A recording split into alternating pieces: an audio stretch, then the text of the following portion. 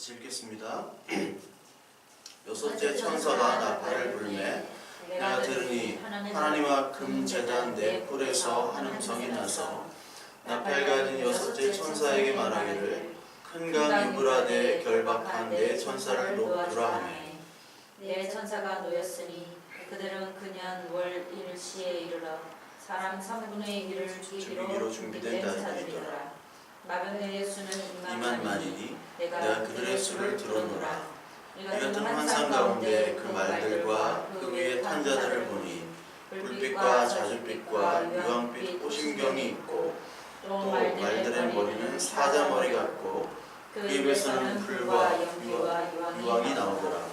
이 세 재앙 곧 자기들의 입에서 나오는 불과 연기와 유황으로 말미암아 사람 3분의 1이 죽임을 당하니라. 이 말들의 힘은 입과 꼬리에 있으니 꼬리는 뱀 같고 또 꼬리에 머리가 있어 이것으로 해하더라. 이 재앙에 죽지 않고 남은 사람들은 손으로 행한 일을 회개하지 아니하고 오히려 여러 귀신과 또는 보거나 듣거나 다니거나 하지 못하는 금, 은, 동과 목석이 우상에게 절하고 또 그 살인과 복술과 음행과 도둑질을 회개하지 아니하노라. 지난주에 그 황충에 대해서 말씀을 드렸죠. 황충에 대해서 말씀을 드렸습니다. 그게 5번째 천사 그 나팔이었고 오늘 13절부터는 6째 천사가 나팔을 불게 됩니다. 오늘 6째 천사가 나팔을 이렇게 부니까 어떤 일이 벌어지냐면 하나님 앞에 금 제단 네 뿔에서 한 음성이 났다라고 얘기를 합니다. 금 제단. 금 제단이란 말이 여기 보면요. 그 계시록 8장을 한번 넘기시면요. 8장 3절에 여기 또 다른 천사가 와서 제단 곁에 서서 금 향료를 가지고라는 말이 있죠. 그 제단. 제단이라는 게 그 번제단을 얘기하는 겁니다. 번제단. 그 번제단은 그 양 끝에 4개의 뿔이 되어 있어요. 4개의 뿔. 이 뿔이 4개가 이 네모난 그 양 끝에 있습니다. 양 끝에 4개가 있어요. 그래서 그 이 뿔이라는 것은 그 하나님의 그 권능을 사실을 상징을 해요. 뿔이라는 게. 그래서 그 뿔을 권능을 상징함과 동시에 그 뿔에다가 이제 피를 뿌리는 이제 의식을 또 하게 되죠. 그러므로 말미암아 죄가 용서되어지고 그 제물은 태워지는 그 제단이 나오면서 그 제단 옆에 향로가 있었죠. 8장 3절에 향로. 그래서 오늘 9장에 보는 이 금 제단이 나오고 네 뿔의 음성이 나온다라는 말은 사실 이 제단 앞에 있는 그 향로와 그 제단이 사실은 어떻게 같은 연결이 되는 겁니다. 그래서 이 제단의 네 뿔에서 음성이 나온다는 것은 이 8장 3절에 나오는 우리의 향, 즉 성도의 기도가 담긴 것이고요. 그 예수 그리스도의 희생, 이것을 통해서 응답된 결과가 바로 하나님이 천사를 보내서 심판하시는 것이라고 이 요한계시록은 또 얘기를 하고 있습니다. 그래서 우리가 하는 모든 기도들은 응답이 되는 걸로 저와 여러분들은 믿고 기도하셔야 되는 거죠. 모든 기도는 응답이 됩니다. 모든 기도는. 근데 그것이 우리 편에서 응답은 되는 게 아니에요. 우리가 원하는 대로 응답은 절대로 되지 않습니다. 이런 말을 하면 같은 그 목사님이라도 어떤 분은 조금 이제 그 자유주의 쪽의 목사님들이 계시면 그분들한테 이런 얘기를 하면은 막 굉장히 답답해합니다. 아니 아직도 요즘 그런 믿음을 가지고 있냐. 그러니까 하나님의 모든 하나님의 하심 그리고 우리의 기도 응답은 하나님의 주권에 의해서 다 이루어진다라고 이렇게 얘기를 하면요, 그분들이 굉장히 싫어해요. 저도 뭐 그분들하고 얘기를 몇 번 한 적이 있는데, 아니 그런 믿음을 아직도 갖고 계시네요. 아니 그러면 기도할 때 하나님께 모든 걸 맡기고 하는 게 기도잖아요.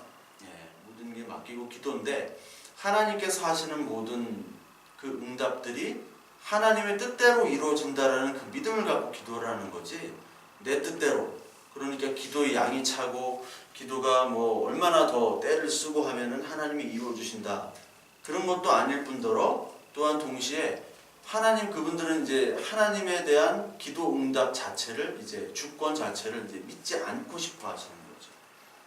그러니까 이 모든 것들이 사실 다 잘못된 것이고, 우리의 모든 기도는 우리의 마음과 우리의 뜻을 담아서 뭐 기도는 할 수 있습니다. 그러나 그 기도 응답은 하나님의 마음과 하나님의 뜻이에요. 그래서 기도를 하면 할수록 우리의 뜻은 접어지고 하나님의 뜻을 드러나는 것이 기도 응답이게 되는 것이죠. 기도를 하면서 우리가 배우는 것은, 하나님의 뜻과 우리의 뜻이 정말 다르구나.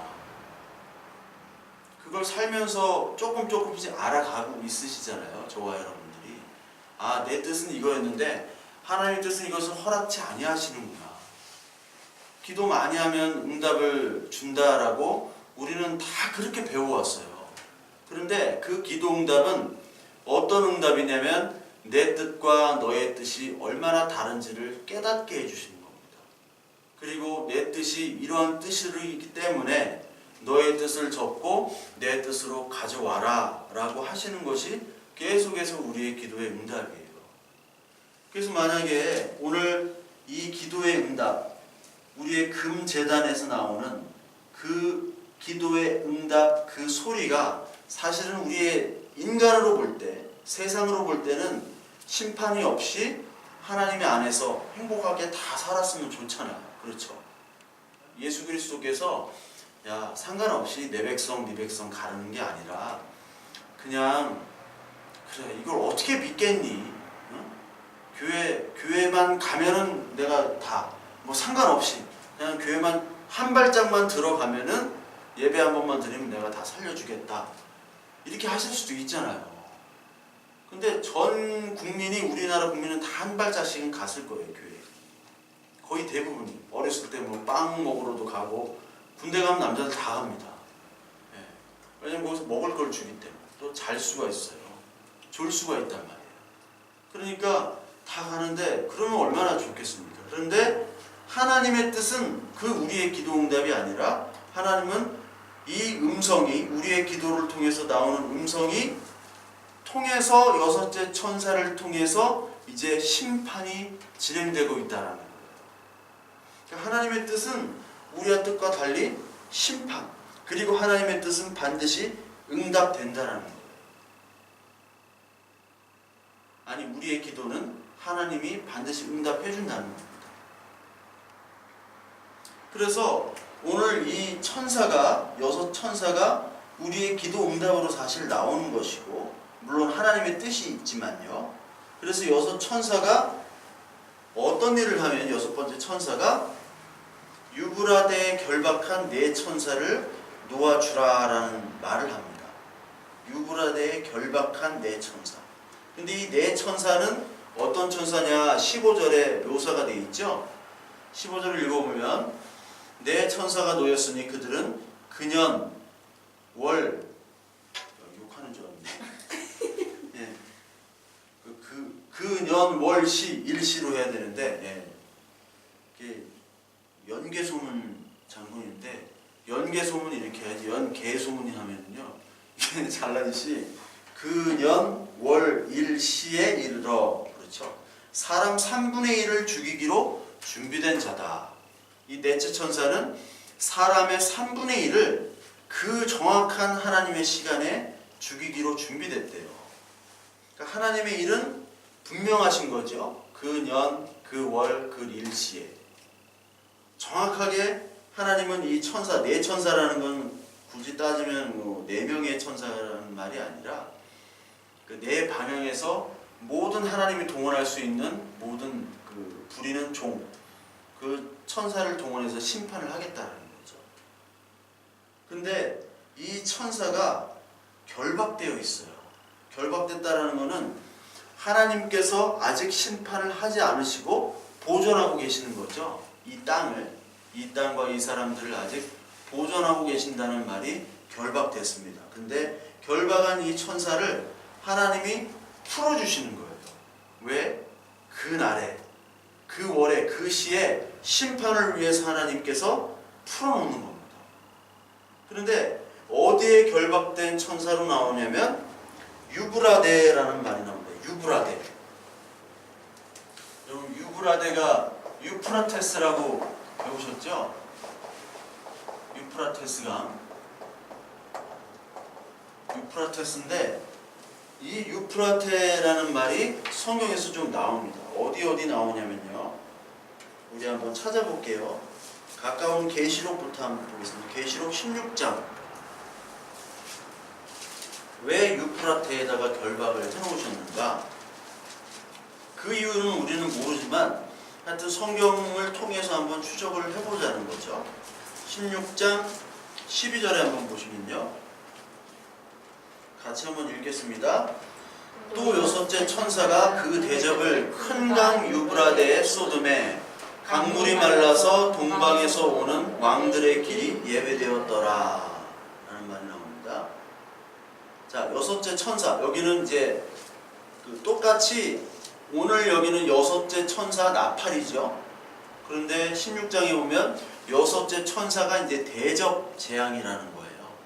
인해 재앙, 나팔 재앙, 대접 재앙은 사실 같은 얘기를 계속 반복한다는 거잖아요. 말씀을 드렸잖아요. 같은 내용을 반복한다. 왜? 완전한 심판이기 때문에. 그래서 그 대접을 여기도 큰 강이라고 얘기했습니다. 작은 강이 아닙니다. 큰 강.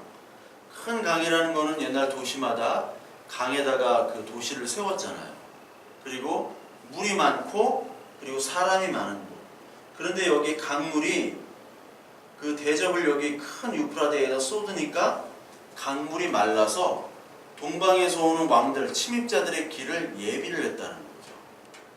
강이 있으면은 침입자들로부터 보호가 되는데 말라버리니까 심판을 이 강물을 마르게 해서 다른 침입자들을 침입할 수 있도록 허용을 하신 하나님의 여섯 번째 대접 재앙을 얘기하고 있습니다. 그래서 이 재앙이 쏟아지는 장소가 바로 유프라테라고 얘기를 하시는 거죠. 장소가 쏟아지는 장소입니다. 재앙이. 그리고 예레미야 13장을 한번 보겠습니다. 예레미야 13장.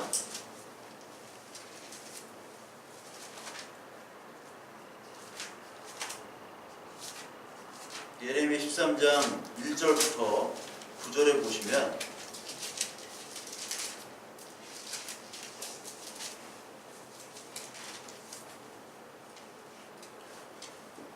제가 읽겠습니다. 여호와께서 이와 같이 내게 이르시되 너는 가서 배띠를 사서 내 허리에 띠고 물에 적시지 말라 하시기로 내가 여호와의 말씀대로 띠를 사서 내 허리에 띠니라. 여호와의 말씀이 다시 내게 임하여 이르시되 너는 사서 내 허리에 띈 띠를 가지고 일어나 유브라데로 가서 거기서 그것을 바위 틈에 감추라 하시기로 내가 여호와께서 내게 명령하신 대로 가서 그것을 유브라데 물가에 감추니라. 여러 날 후에 여호와께서 내게 이르시되 일어나 유브라데로 가서 내가 내게 명령하여 거기 감추게 한 띠를 가져오라 하시기로 내가 유브라데로 가서 그 감추었던 곳을 파고 띠를 가져오니 띠가 썩어서 쓸 수 없게 되었더라. 여호와께서 말씀이 내게 임하니라. 이르시되 여호와께서 이와 같이 말씀하시니라. 내가 유다의 교만과 예루살렘의 큰 교만을 이같이 썩게 하리라. 예레미야에게 허리띠를 딱 사가지고 그것을 유브라데 그 강가 그 근처 그 물가 돌에다가 이제 숨기라고 하시는 거죠. 숨기라고 한 다음에 좀 시간이 흐른 후에 거기로 가서 그 띠를 봐라 하니까 띠가 다 썩었다는 거죠. 그 띠가 썩었던 이유는 바로 유다와 예루살렘의 큰 교만에 대한 죄악을 띠가 썩은 것으로 보여주고 계시는 거죠. 근데 그 띠가 썩은 장소가 어디입니까? 유프라테스 강이에요. 유프라테스 강. 그리고 에스라 6장 6절입니다. 에스라 6장 6절에 보면 하나님의 이제 성전이 이제 건축이 되는데요. 6장 6절에 건축할 때 무슨 말을 하냐면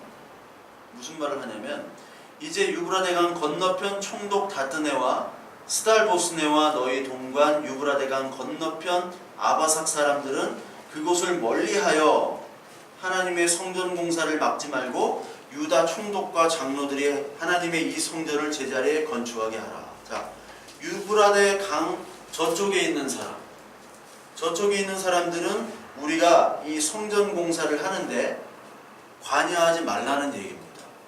너희들은 참여할 수도 없고 하든 말든 관여하지 말라라고 에스라서에 나와요. 즉 유프라테스 강이라는 것은 아까 계시록 16장에서 나오는 것처럼 재앙이 쏟아진 장소죠. 그리고 그 예레미야 허리띠를 썩게 만든 것처럼 죄악과 교만이 있는 장소라고 얘기를 하고 있습니다. 그리고 이 유프라테스 강이라는 곳은 경계선이에요. 그러니까 하나님의 백성과 하나님의 백성이 아닌 사람들, 그러니까 강을 경계로 이쪽 편과 저쪽 편을 나누는 거예요. 마치 애굽에 재앙이 있었을 때, 출애굽하기 전 애굽에 재앙이 있었을 때 10가지 재앙일 때 이스라엘 백성들은 재앙이 임하진 않았죠. 근데 이스라엘 백성이 아닌 하나님 백성 아닌 사람들은 재앙이 임했던 것처럼 이 갈라지는 장소입니다. 그래서 지금 유프라테스 강이라는 곳은 어디 있냐면요, 어느 나라에 있습니까? 지금 어느 나라를 지나가나요? 터키부터 이라크를 지나가요. 이라크가 뭐 이렇게 생겼거든요. 이라크가. 그리고 여기가 이란입니다. 이란이 굉장히 큰 나라입니다. 이란이고 이 위쪽이 터키입니다. 터키. 터키를 이제 여행 가셔야 되잖아요. 터키. 여기가 이제 터키. 터키가 굉장히 큰 나라고, 여기가 요르단, 이쪽이 시리아입니다. 시리아도 커요. 그리고 여기가 이스라엘입니다. 위쪽은 이제 레바논이고, 이렇게 하고, 여기가 이제 사우디아라비아예요. 사우디아라비아가 이쪽에 있습니다. 여기가 이라크인데, 이라크에 이제 강이, 여기 이제 페르시아만이에요. 이쪽이. 페르시아만. 여기 아랍에미레이트가 있고 카타르가 있고 그렇죠. 근데 여기서 강이 이렇게 바다로 흘러 들어와요. 강이 이렇게 해서 이렇게 가는데 이게 바로 여기가 티그리스 강이라는 곳이고, 여기가 티그리스, 이 강이 티그리스고, 여기가 이제 유프라테스 강입니다. 여기가 유프라테 강이에요. 근데 여기가 만나는 지점이 있어요. 이렇게 만나는 지점에 바그다드라는 곳이 있습니다. 바그다드. 이라크의 수도죠. 티그리스가 바그다드 중심을 지나가요. 그리고 바로 옆에 또 유프라테스 강이 흐릅니다. 바그다드는 참 신비한 도시로, 왜냐면 이 유프라테스 티그리스 강이라는 이 강이, 큰 강이, 문명의 강이 두 개가 한꺼번에 만나는 지역이에요. 그리고 여기 바닷가가 바로 바스라라는 곳인데, 바스라. 여기가 아브라함의 고향입니다. 어디죠? 갈대아, 우루. 갈대라라는 말이 이 바벨론이에요. 바벨론, 이라크. 여기 이란은 어디죠? 페르시아죠. 페르시아고 여기는 바벨론이고. 그리고 여기 위에 이제 모술이라는 도시가 있어요. IS의 그 근거지, 모술. 이렇게 흐릅니다. 그리고 여기가 이스라엘이 있어요. 근데 아까 예레미야가 나왔고, 예레미야 시대 때는 이제 바벨론에게 이제 거의 점령당한 시절이잖아요. 점령. 그리고 아까 에스라 있죠. 에스라는 어느 때입니까? 페르시아 점령기죠. 지금 막 어안이죠. 보면 페르시아가 바벨론을 무찌르고 페르시아가 여기를 다 차지했을 때예요. 그래서 에스라나 이런 사람들은 페르시아에서 살다가 이쪽에서 다시 포로교환으로 넘어온 사람들이잖아요. 포로교환. 넘어온 사람들. 우리나라도 해방될 때 뭐 일본에서도 오고 다 러시아에서도 오고 다 왔잖아요. 한국으로 오던 분들도 있지만 그것처럼 이제 해방된 후에 이쪽으로 온 거예요. 해방시켰으니까 그 고레스 칙령에 의해서. 그래서 요 유프라테스 강이라는 것이 어떤 이방인과 우리들의 경계 선을 이 이스라엘은 얘기를 하고 있어요. 그래서 유프라테는 말을 이렇게 쓰고 있습니다. 그래서 유프라테스 강 지역, 큰 강인 유프라테스 강, 즉 인간의 문명 지역에서는 내가 결박한 내 천사를 놓아서 거기서 심판을 하겠다는 겁니다. 심판. 그런데 여기에 그 년, 월, 일, 시에 딱 내가 하겠다라는 것은 하나님이 하시는 일은 정확하다는 얘기죠. 시간이 정확하다. 우리가 흔히들 많이 하나님은 정확하십니다 라는 말을 많이 들었고 그런 책도 있고 그런 말씀들을 많이 들었잖아요. 근데 하나님이 정말 정확하신가 안 정확하신가 헷갈릴 때도 있어요. 그러나 우리 인간의 마음과 인간의 생각으로는 하나님이 왜 이런 일을 하시는가를 다 이해할 수는 없습니다. 그러나 하나님께서는 분명히 어떤 일을 하실 때 목적과 계획이 완벽하시고 그 일대로 하신다는 것. 우리가 어떠한 일을 하는 것 같지만 하나님께서 모든 일을 하나님께서 하신다는 거예요. 이것을 고백하는 사람은 하나님의 언약 백성입니다. 근데 이걸 입술로만 사실 고백해도 딴짓을 하는 사람도 있더라고요. 그러니까 하나님께서는 온 세상을 자기의 뜻대로 움직이신다는 거죠. 우리는 알 수 없지만. 그래서 3분의 1을 죽이기로 한 이 네 천사가 놓아지고, 그리고 갑자기 이제 16절에 마병대가 이렇게 나와요. 마병대. 이 네 천사를 통해서 이렇게 이끌어가는 어떤 한 마병대가 나오는 거죠. 네 천사가. 그 심판의 도구로 마병대를 사용하시는 거죠. 여기 보니까 2만만이 내가 그들의 수를 들었노라. 마병대. 이 전쟁에 그 말을 타는 이 병력들이 2만만이다. 여기 뭐 주석 이런 데 보니까 또 2억이라는 말이 있어요. 만 곱하기 만 하면 억 맞죠? 2억.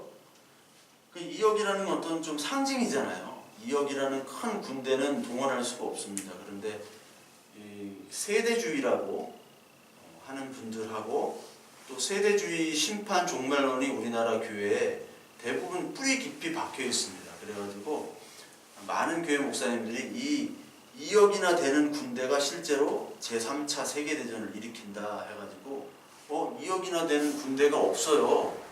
한국군이 65만 밖에 안 됩니다.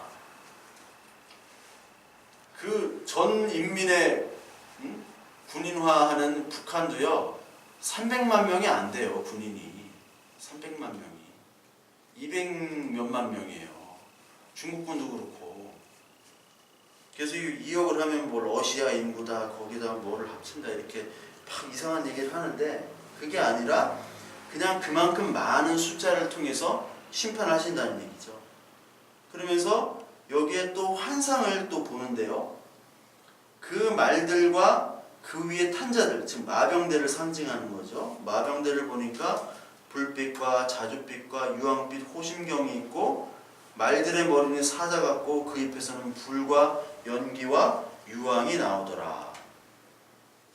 이게 앞에 본 그 황충의 모양이랑 비슷하잖아요. 황충도 그 무정에서 막 연기, 유황 그쪽에서 이제 나오잖아요. 나오면서 사자 같고, 그렇죠. 사자 같고 호심경이 있고 똑같이 나옵니다.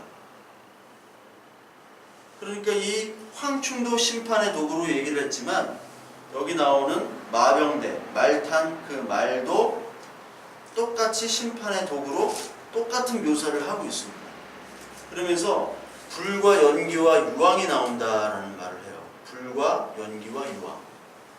불과 연기와 유황이 나왔던 곳이 어디냐면 소돔과 고모라입니다. 소돔과 고모라. 소돔과 고모라 보면 불과 연기와 유황이라는 단어가 반드시 나와요.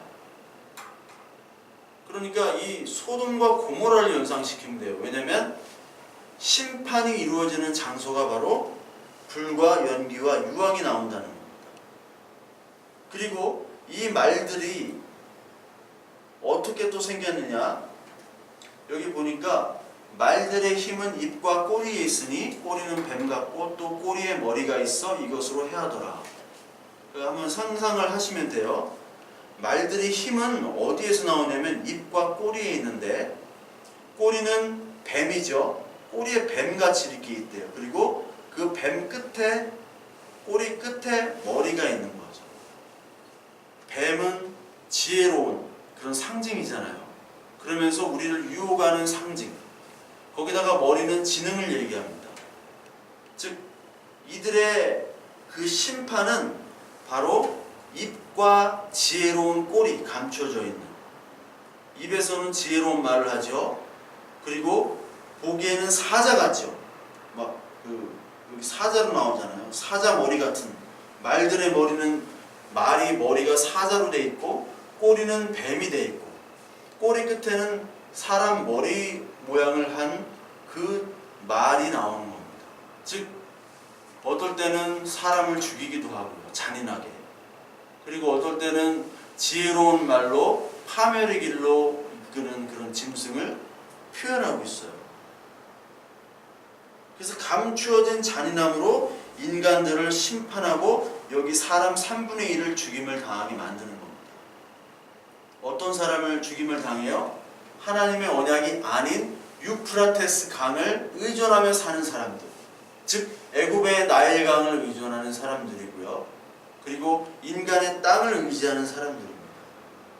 그래서 그런 사람들을 심판을 하신다는 거예요. 우리는 심판이 아니죠. 우리는 연단이고 우리는 그것이 하나님이 주시는 은혜입니다. 즉 보호예요. 우리에게 주어진 모든 심판이라고 하는 것들처럼 보이는 재앙이나 고난이나 이런 것들은 하나님께서 하나님의 자녀로 만들게 하기 위한 하나의 과정이고 그 고난은 하나님께서 보호하심입니다. 내가 이러한 심판의 길로 걷지 않게 하고 내가 보호하는 거야. 연단하는 거야. 그러나 하나님의 자녀가 아닌 사람들은 바로 심판이 되는 거예요. 어떻게 심판이 되느냐? 하나님의 말씀, 이 재앙이 있음에도 불구하고 이 재앙으로부터 회개하지 않는 심판으로 나오는 거예요. 많이 죽고 많은 재앙이 있음에도 불구하고. 그러니까 지금 이 말들이 계속 입으로 유혹하죠. 그리고 입으로 유혹하면서 끌어낸 다음에 사자의 이빨로 물어 죽이죠. 그리고 지혜로운 말을 하죠. 그 어떤 지혜로운 말과 어떤 입으로 그들을 많은 사람들을 유혹하냐면 결국은 돈과 권력과 쾌락입니다. 돈과 권력과 쾌락. 방송이 총신대학교 문제가 좀 나오던데요. 목사인 총장이 돈과 권력에 눈이 멀어서 자신 개인의 사유화하기 위한 그런 탐욕스러운 일들을 벌이고 있는 거죠. 근데 그런 일들이 교회 내에서 비일비재합니다. 너무너무 많아요. 특히 무슨 회장을 뽑는다 하면요, 돈을 가지고 장난을 하고 그러면서 뽑힌 사람은 하나님께 찬양한다고 하고 감사드린다고 하고 하나님이 다 하셨대요. 뒤로 돈 주고. 그런 일들은 아예 관례화가 되어 있어요. 관례화가. 그것들이 어떤 총회 그 전 교단에서 있는 것만 아니라 그 밑에 내려오면 또 부르는 명칭들이 다 달라요. 장로면 노회라고 하고 장로들이 모인 어떤 속회라고도 하고 어떤 데는 감독회라고도 하고 지방회라고도 하고 그럽니다. 거기도 똑같은 일들을 합니다. 교회 내에서도 당회라고 목사님과 장로님들이 있는 그곳에서도 같은 일들이 많이 벌어져요. 왜 그럴까? 내가 양보하고 내가 이것들을 취하지 않으면 다른 사람이 이것들을 갖는다는 생각으로 밖에 없어요, 사람들은. 그래서 내가 먼저 이거를 선점을 해야 돼요. 마찬가지로 하나님의 은혜와 하나님의 사랑을 얘기하지만 내가 이것들을 취하지 않으면 다른 사람이 먼저 공짜로 먹으니까 손해볼 수 없다는 생각으로 가득 차 있는 거예요. 그러니까 돈과 권력, 쾌락이라면 뭐 지옥도 뛰어 들어가려고 하는 사람들이 부지기수입니다. 그렇게 유혹을 해가지고 사람의 3분의 1을 죽이는 거예요. 서로 돈 때문에, 쾌락 때문에, 권력 때문에 서로 죽이고요, 찌르고요, 미워하고요. 그것들이 교회에서 일어나고 있잖아요. 절에서도 일어납니다만 교회에서 일어나고 있습니다. 세상하고 똑같이 이루어지고 있어요. 그래서 그 해하면 3분의 1을 막 죽임이 당하고 지금 다섯째 천사까지 그 많은 그 해와 달과 별들 막 강이 피로 변하고 이러한 재앙들을 봤음에도 불구하고 20절을 한번 보세요. 이 재앙에 죽지 않은 한 인간들이 있죠. 사람들이. 왜냐하면 3분의 1만 해하기로 했으니까 나머지 3분의 2는 있습니다. 근데 이 회개 그 재앙에 죽지 않고 남은 사람들은 그것들을 보면은 야 진짜 하나님이 살아계시구나, 야 이렇게 무서운 일이 있다니 하면서 하나님께 돌아와야 되는데 여기 돌아온다고 합니까? 사람들은 손으로 행한 일을 회개하지 아니한다라고 분명히 얘기합니다. 오히려 여러 귀신과 또는 보거나 듣거나 다니거나 해하지 못하는 금은 동과 목석의 우상에게 절하고 살인과 복술과 음행과 도둑질을 회개하지 아니한다. 끝까지 회개하지 아니한다고 2번이나 얘기합니다. 오히려 더 우상에게 절한다고 얘기를 하죠. 이게 예수 그리스도께서도 얘기하셨어요. 너희들이 어떤 재앙을 보거나 심판을 보거나 니들이 지옥에 갔다 온들 절대로 하나님의 말씀을 듣고 회개하지 않으면 너희는 봐도 회개하지 않는다. 누가복음 16장 한번 보겠습니다. 누가복음 16장 19절부터 32절 보면요, 여기에 부자와 거지 나사로의 비유가 있죠. 부자와 거지 나사로. 부자와 거지 나사로가 있었는데 이제 다 죽어서, 둘 다 죽어서 아브라함 품에 들어가죠. 아브라함 품에 들어가가지고 부자는 이제 지옥으로 간 거예요. 그리고 나사로는 이제 천국으로 간 거죠. 하나님 품에. 그래서 그 16장 25절 제가 읽어볼게요. 아브라함이 이르되 예 너는 살았을 때 좋은 것을 받았고 나사로는 고난을 받았으니 이것을 기억하라. 이제 그는 여기서 위로를 받고 너는 괴로움을 받느니라. 그뿐 아니라 너희와 우리 사이에 큰 구렁텅이가 놓여있어 여기서 너에게 건너가고자 하되 갈 수 없고 거기서 우리에게 건너올 수도 없게 하였느니라. 이르되 그러면 아버지여 구하노니 나사로를 내 아버지의 집에 보내소서. 이 부자는 아직도 나사로를 자기 종 노예로 생각하고 있는 거예요. 지옥에 가서도. 내 형제 5이 있으니 그들에게 증언하여 그들로 이 고통받는 곳에 오지 않게 하소서. 형제 5에게, 그래 인정은 있나 봐요. 형제 5에게 지옥 오지 않도록 나사로를 좀 파견해 달라. 지옥에 있으면서도 그런 얘기를 해요. 아직 정신 못 차린 거죠. 29절에 보니까 아브라함이 이르되, 아브라함은 이제 하나님입니다. 대신 그 얘기하는 거예요. 아브라함을 묘사가 돼서. 그러니까 이들은 이제 아브라함을 본 거죠. 그러니까 하나님 나라를 가는 것이 아브라함의 품에 가는 거니까 이 사람들에게는. 아브라함이 이르되 그들에게 모세와 선지자들이 있으니 그들에게 들을지니라. 모세와 선지자는 바로 하나님의 말씀, 성경 말씀이죠. 누가복음 24장에 나오잖아요. 아시죠? 모세와 선지자, 이 모든 것들을 다 기록했다. 모세의 율법과 선지자, 이것이 구약 성경 전체입니다. 이때 당시에는 신약 성경이 없으니까요. 하나님의 말씀이 너희들에게 있으니까 그거를 들으면 회개하고 지옥으로 오지 않을 거야 얘기하니까 이 부자가 뭐라고 했냐면 이르되 그렇지 아니하나이다. 아버지 아브라함이여 만일 죽은 자에게서 그들에게 가는 자가 있으면 회개하리이다. 그 말씀 들어가지고는 걔네들이 회개를 안 해요.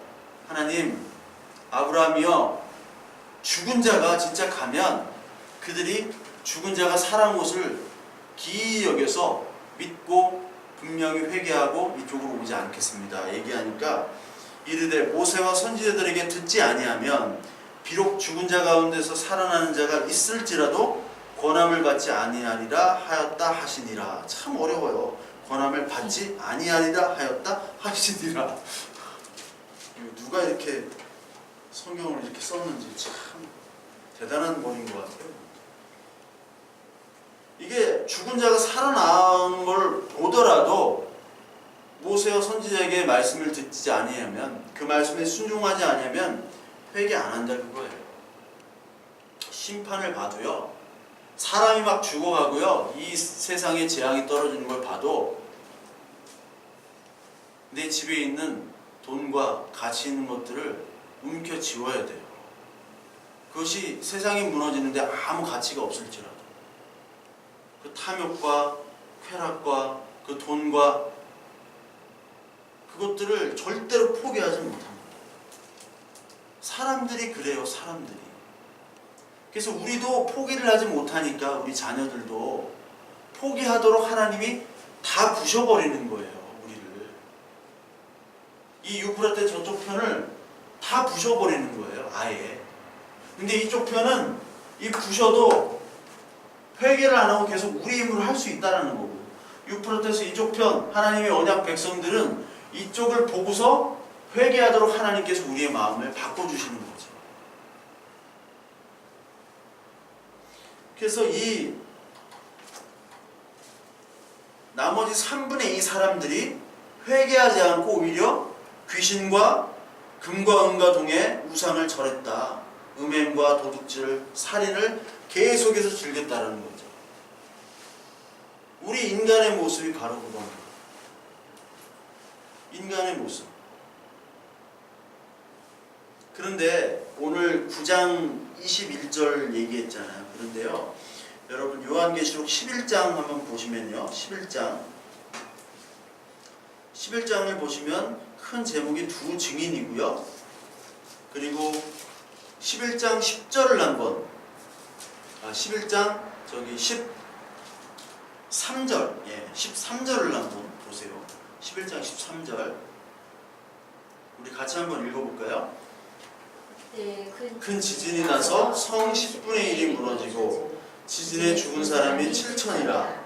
그 남은 자들이 두려워하여 영광을 하늘의 하나님께 돌리더라. 여기서 보니까 똑같은 재앙이 있는데 그 마지막에는 여기 그 나머지 사람들 7천이 죽고 남은 자들은 두려워하여 하나님께로 돌아왔죠.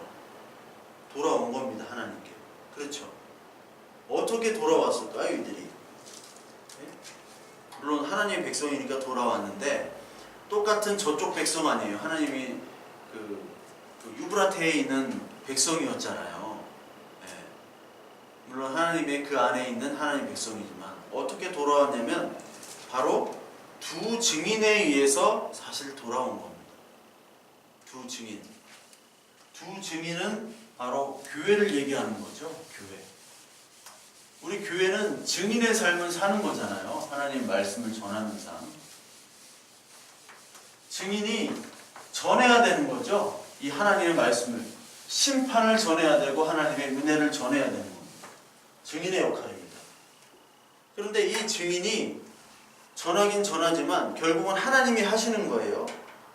근데 여기 보니까 증인이 복음을 전하죠. 복음을 전하니까 이 세상이 죽여요. 여기 그 11장 7절을 한번 보겠습니다. 7절. 그들이 그 증언을 마칠 때 무적행으로부터 올라오는 짐승이 그들과 더불어 전쟁을 일으켜 그들을 이기고 그들을 죽일 터인즉, 교회를 죽인다는 거예요. 그들의 시체가 큰 성길에 있으니 그 성은 영적으로 하면 소돔이라고 하고 애굽이라고도 하니 곧 그들의 주께서 십자가에 못 박힌 곳이라. 소돔과 애굽을 동일시하면서 십자가에 못 박힌 그 죄가 많은 바로 큰 강 유브라데를 얘기하는 거예요. 그러면서 10절을 보시면 이 두 선지자가 땅에 사는 자들을 괴롭게 한 거로 땅에 사는 자들이 그들의 죽음을 즐거워하고 기뻐하여 서로 예물을 보내리라. 우리를 하나님의 자녀들을 죽이는 것으로 이 땅의 사람들은 서로 기뻐한다는 거예요. 죽음을 보고. 마치 여러분 콜로세움에 그 많은 기독교인들을 죽이면서 기뻐하고 카타르시즘을 느끼는 그 로마의 시민들처럼 이 그리스도인들을 죽이면서 하나님의 증인들을 죽이는 것을 기뻐하는 사람들입니다. 이 세상 사람들. 그런데요, 진짜 교회가 복음을 전하면요, 가짜 거짓 교회가 먼저 죽임에 동참해요. 그러니까 이 모든 이 세상이 우리를 죽이고 미워하는데 진짜 이 세상은 우리가 하는 말에 관심이 사실 없습니다. 진짜 먼저 거짓 선지자들이 하나님의 참 선지자들을 죽이려고 하는 겁니다. 그들은 이미 소도마가 되어 있고 애굽파가 되어 있어요. 그들은 목사면서 총장이라는 사람이 탐욕과 돈에 물들어가지고 깡패들을 동원하고 그 학교를 사유화하기 위해서, 또 교회를 사유화하기 위해서, 어떤 자기의 권력과 자리를 지키기 위해서 모든 수단과 방법을 다 동원한 다음에 그런 후에 하나님이 하셨다고 고백하는 일들이 너무너무 많아요. 근데 꼭 그렇게 악랄하게 하는 사람들이요, 돈도 잘 벌고 자식도 잘 되고요, 평안하고 건강까지 해요. 부부금술도 좋아요. 여보 잘했어, 재산 잘 지켰어, 하나님이 지켜주셨어, 사탄으로부터 보호해 주신 하나님을 찬양하면서 막 그래요. 정말 누가 사탄인지 모르겠어. 그러니까 이런 일들이 하나님의 백성들을 보냈는데 하나님의 백성처럼 여기는 사람들에 의해서 핍박을 받습니다.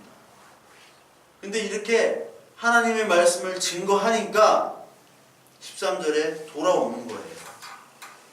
그 교회가 하는 일은 뭐냐면 하나님의 말씀을 증거하는 거예요.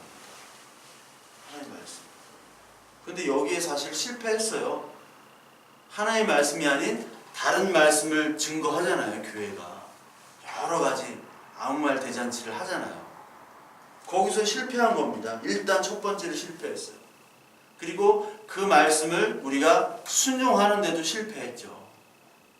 저와 여러분들이 그 말씀에 대해서 순종하고 그대로 좀 살려고, 다 살 수는 없지만 다 어떻게 살겠어요. 그래도 몸부림치는 그러한 삶의 현장이 없기 때문에 이 교회가 실패한 것처럼 보입니다. 그래서 이 교회가 이 땅에 먹고 마시는 이야기로 가득 차면 그때부터 더 이상 교회라고 할 수가 없죠. 목사님들하고도 이렇게 얘기해보면, 어떤 목사님들하고 얘기해보면 얘기를 못하겠어요. 왜냐면 이런 목사님이 좋으셔, 저런 목사님 훌륭하셔 다 얘기하는데, 그들이 얘기하는 좋은 목사님, 훌륭한 목사님들은 기능인으로서 훌륭한 목사입니다. 기능인. 그러니까 목회자가 기능인이 있어요. 기능인이 아주 어떤 목사님은 리더십이 좋고 그 사람들만 가면 막 사람이 막 몰려들고 그런 분들이 있어요. 저는 뭐 가면 사람들이 다 떨어져 나가잖아요. 저희 어머니는 저는 리더십이 없어가지고 사람 관리를 못하고, 이 리더는요 사람 관리를 하는 거거든요. 사람 관리하고 동원하고 사람을 또 때리기도 하고 막 치기도 하고, 나한테 마음 안 드는 사람 내쫓아다가 또 마음에 드는 사람이나 또 관계없는 사람도 막 한꺼번에 동원할 수 있는 능력이 있는 사람들이 있어요. 타고난 사람들이 있습니다. 그리고 어떤 양육, 제자 훈련 그런 것들을 많이 하잖아요. 그런 프로그램들을 잘 진행하는 분들이 있어요. 저희 교회는 아무것도 없잖아요. 그런 것들이 있어야지 사람들이 좀 정을 붙이고 오거든요. 네. 근데 그게 나쁜 게 아니에요. 좋은 겁니다. 그런데 다 거기에만 모든 시선이 다 집중이 되어 있다라는 거예요. 그래서 이걸 잘하면 야, 저 목사님은 참 훌륭하고 좋고 인기 있고 믿음도 있는 목사님이라고 생각을 하는 거예요. 즉 하나님의 말씀과 목회가 무엇이냐, 영혼 사랑이 무엇이냐가 관계없이 얼마나 모이고 얼마나 영향력을 미치느냐에만 관심이 있는 거죠. 그래서 그분들이랑 얘기하면은 뭐 얘기할 게 없어요. 좋은 목사님은 뭐 학교 좋은 데 나왔다, 뭐 박사학위 있다, 뭐 하셨다, 어떤 스펙을 얘기하고, 그리고 어떤 교회, 야, 저 교회는 참 좋은 교회야. 가보면 다 기능적인 거예요. 강남 대형교회, 저희 동료들 강남 대형교회에 있는 분들도 있고, 가보면 강남 대형교회 제 목사님들은 다 강남 비즈니스맨들이랑 똑같이 생겼어요. 셀러리맨 똑같습니다. 얼굴, 복장, 말투 다 똑같아요. 야, 어쩜 저렇게 교회가 다 그냥 공장으로 찍어놓은 것 같아요. 사람들이. 그러니까 저는 독특하잖아요. 되게 누가 나를 목사라고 생각하겠어요. 저를. 어떤 분은 저를 군인으로 봤다고 하더라고요. 군인으로 보고 우리 여기 반주했던 청년 저를 조폭으로 알고, 어떤 분은 또 스님으로 또 알고 머리를 한번 싹 민 적이 있어요. 스님으로 알았다고. 근데 강남에 가면 그렇게 생기고 그런 말투와 그런 복장과 그런 안경 딱 끼고 그런 옷을 입어야지 그 채용이 돼요. 목회자, 부교육자로 채용이 됩니다. 저 같은 사람은 그냥 잘려요. 바로 사진 보면 잘려요. 갈 수가 없습니다. 그러니까 이런 기능인이 되려고 막 이미지 관리도 하고 거기에 맞게 자기들을 포장하는 거예요. 그래서 그게 자기의 어떤 타이틀이 되어버리는 겁니다. 이게 굉장히 심각해요. 목회자로서. 진짜 하나님의 말씀을 이 사람들이 받았기 때문에 두려워하여 하나님께 영광을 돌린다고 얘기하잖아요. 이 재앙을 본 사람들이.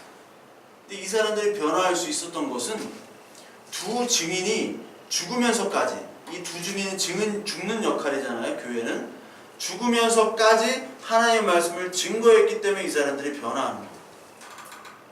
그러니까 사람의 변화는요, 하나님의 말씀을 통해서만 변화합니다. 다른 것으로는 절대로 변화할 수가 없어요. 바른 복음을 선포하고 그 복음에 순종하려고 하는 그런 하나님의 말씀이 선포될 때 이 사람들이 변화하는 거지, 교회에서 무슨 밥을 준다, 구제를 한다, 그리고 그들을 도와준다 해서 절대로 변하지 않습니다. 밥 줘봐요. 밥만 달라고 해요. 사람은 그런 겁니다. 예수님께서도 니들이 배부르니까 나 따라오는 거 아니냐라고 말씀하셨잖아요. 하나님의 일을 해라. 제자들에게. 하나님의 일은 뭡니까? 하나님께서 보내신 자를 믿는 것이다. 그것이 하나님의 일이다. 어떻게 믿습니까? 말씀이 와서 믿게 해주시는 거잖아요. 하나님의 말씀만이 이 세상을 변화하는 거예요. 그래서 이 교회, 저와 여러분들은 하나님의 말씀으로 이 세상을 섬기는 자들입니다. 여기에 교회가 실패했다는 거예요. 완전히. 왜? 다른 말씀을 증거하니까. 어떤 말씀을 증거하냐면 오늘 얘기한 이 마병대, 2억이나 되는 마병대가 하는 일들을 교회가 지금 하고 있어요. 많은 교회들이. 어떻게? 뱀과 같이 지혜로운 말씀으로 성공해라. 잘 돼야 된다. 하나님의 자녀니까 무조건 성공해야 된다. 돈 많이 벌어라. 수단과 방법을 가리지 않고 벌어라. 그 다음에 하나님께 11조 해라. 그러니까 그런 교회, 바른 복음이 아닌 다른 복음을 선포하는 교회에서는 우리 MB 같은 분이 최고의 영웅이에요. 롤 모델. 그런 분들이 간증하면 막 수만 명이 아멘을 하는 거예요. 우리 아들도 저분처럼 하나님의 축복을 많이 받는 사람 되게 해주세요. 사회복으로도 쇠고랑을 차는데 그분이 어떻게 하나님의 성령이 있다고 하겠어요? 하나님의 성령이 있는 사람은 그때 회개하는 거죠. 그 재앙이 떨어지잖아요. 지금 가족들에게 재앙이 떨어진 거잖아요. 그 사람 앞에. 그러면 돌아오면 되는 거예요. 그건 의인입니다. 그 사람은. 그렇잖아요. 돌아오면 의인이에요. 아무리 큰 죄를 지더라도. 근데 자기는 안 지은 척 끝까지 오리말 내밀고 끝까지 감추는 사람들이 바로 죄인입니다. 바로 심판을 받는 사람들. 이게 바로 이 교회가 하나님의 말씀을 듣고 전하고 순종함으로 섬기는 것이 바로 이 교회의 역할이고, 그것을 통해서 이 사람들이 돌아온다는 겁니다. 그래서 많은 사람들이 재앙을 통해서, 보는 것으로 통해서 하나님을 믿지 않습니다. 하나님의 말씀을 듣고 그 말씀에 성령께서 임하실 때만이 사람은 변화하고요. 그 사람이 변한다는 게 뭐 막 갑자기 삭개오처럼 막 그렇게 회개해가지고 막 자기 재산을 팔고 그런 게 아니라, 이 세상이 다가 아닌 하나님 나라의 관점으로 이 가치관이 점점 바뀐다는 겁니다. 그래서 하나님의 말씀이, 바른 말씀이 선포되도록 우리가 서로를 위해서 기도해야 되는 것이고, 여러분들, 저도 그렇지만 여러분들도 내가 살고 있는 이 땅에서 내가 가지고 있는 직업과 가정 속에서, 이 직업과 가정 속에서 하나님께서 말씀하시는 것이 있어요. 네가 왜 지금 이 가정에서, 이 직장에서 이걸 하고 있느냐? 왜 이런 자녀가 나왔느냐? 하나님께서 분명히 말씀하고 계십니다. 하나님의 말씀을 전하는 두 증인으로 살아라. 우리가 육신을 가진 부모, 자녀, 그리고 직장, 이 관계가 이제 자녀들이 뭐 결혼하면 이제 잘 못 만나잖아요. 요즘엔요. 그들에게 뭐를 전해줄 건가? 유산도 없으시잖아요. 그러시죠? 유산도 없으시잖아요. 근데 유산 있으면 또 뭐 어떡하겠어요? 없으나 있으나 우리는 뭘 전해줘야 되느냐? 하나님의 이 말씀, 믿음, 이거 하나 전해주고 우리는 가는 겁니다. 그렇더라고요. 점점 그렇게 바뀌어요, 생각이. 제가 그래서 점점 바뀌어요. 아, 이놈의 집구석 진짜 왜 이런 데 태어나가지고. 나는 개인적 역량이 착하고 살았다니까요. 제가 나는 개인적 역량이 왜 이렇게, 나는 좋은데 이 출신 성분이 안 좋아가지고 나는 이렇게 서포터를 안 해주고 말이야. 그렇게 옛날까지는 그런 생각을 가졌어요. 근데 하나님이 나 하나 변화라고 하나님이 주신 거지만, 조금 더 엘리야처럼, 엘리야가 죽겠다고 했잖아요. 자살한다고. 그때 하나님이 막 뭐라고 안 하셨어요. 야, 너 뻔해. 네 비천 다 나왔어. 그러면서 먹을 거를 주시면서 그냥 먹을 것만 주신 게 아니라 작은 임무를 주셨잖아요. 야, 엘리사 좀 제대로 삼어. 그거 어려운 거 아니지? 예, 뭐 그거 어려운 거 아니죠. 야, 그 예운가 걔한테 좀 기름 붓고 좀 해. 그렇게 하고 다녀. 그것만 해줬어요. 야, 임마, 네가 850명을 이겼는데 너 당장 뭐 막 이렇게 얘기 안 하셨다고요, 하나님. 저와 여러분들에게 우리 구원받고 하나님의 자녀 되는 거고, 우리의 가정, 요거 책임지는 거예요. 요거. 근데 막 대형교회 목사님들은 몇만 명이 다 자기 막 내가 영적인 아버지라고 이렇게 헛소리를 하고 다니는 거예요. 내 명령을 듣고 내가 너희들을 책임져야 된다고. 책임지길 뭘 책임져요? 지 몸도 책임을 못 지는데. 우리는 그거 하다가 정말 작은 일 하다가 가는 사람들입니다. 그 작은 일은 바로 하나님을 아는 일, 하나님께서 보내신 예수 그리스도를 믿는 일, 그것이 바로 하나님의 일이고, 그게 바로 증거하는 증인이고 교회고, 그게 이 오늘도 심판을 받고 재앙으로 오늘 길거리에 나와 있는 사람들이 얼마나 많습니까? 집 나온 아이들 너무 많아요. 방황하는 아이들만 방황합니까? 어른들도 방황하고. 그 방황하는 사람들, 그 사람들에게 우리가 만나는 사람마다 하나님의 복음을 전함으로 우리 일들을 하는 저와 여러분들 됐으면 합니다.